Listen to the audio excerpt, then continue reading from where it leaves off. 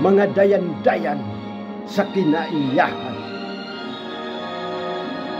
Ang katahom sa bidlisiw ni Haring Adlaw, misabwag kini sa nagkadaiyang suok dapit o kinatibukan. Natagamtaman sa matag binuhat nga gimug na nibat halak mga linalang kahayupan, tanaman o kalasangan nga bisan pagani ang halapad nga kadagatan o kasapaan. Ang kasilaw niini kahimutan,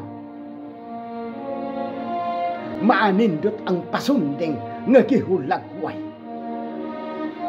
Nagpangidlap daw pirlas sa subangan. O adlaw, pagkatahom mo gayon sa naglimin sa imong tanghaga.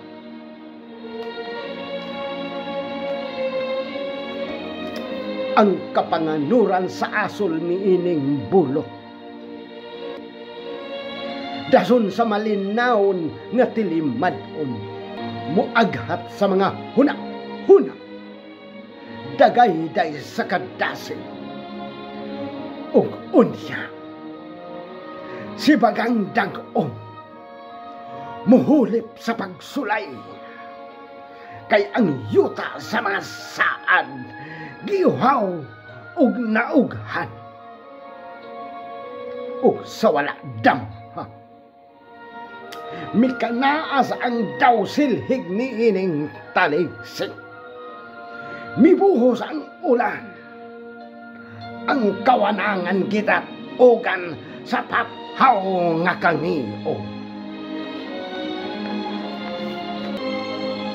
Mga kabituunan nga nagpangidlap, na naghiusa, na nagkatibulaan, nagaagni ang mga talagsaong hulma ni ini, nagaaghat nga sila pagakabuto, tulisok sa gambaray sa mga pulong, himno, ritmo o berso, mugiya sa mga pako sa handurawan, taming sa baka, mga pasalig, panumpa o saan.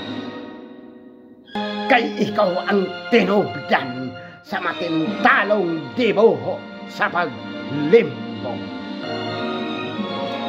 Mipatimaw ikaw bulan sa makausan, ug sa dili mahiyap nga higayon,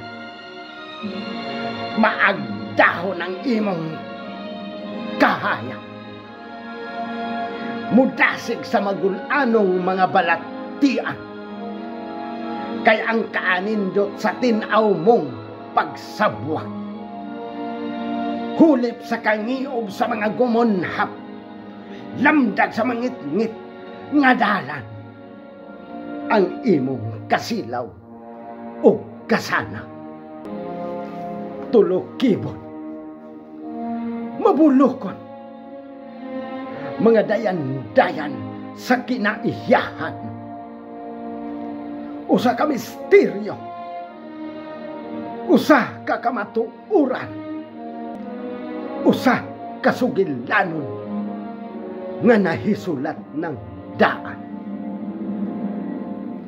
Hanig sa mga pirasong gasa sa langit,